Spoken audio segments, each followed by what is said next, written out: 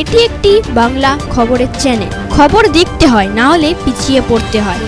সঠিক খবর দেখার জন্য আপনারা এখন দেখছেন খবর 48 ঘন্টা।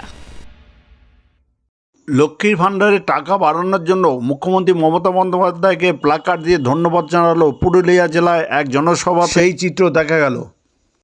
আপনারা যারা আগে 500 টাকা পেতেন, এপ্রিল মাসের 1 এপ্রিল থেকে 1000 টাকা পাবেন, সারা জীবন পাবেন।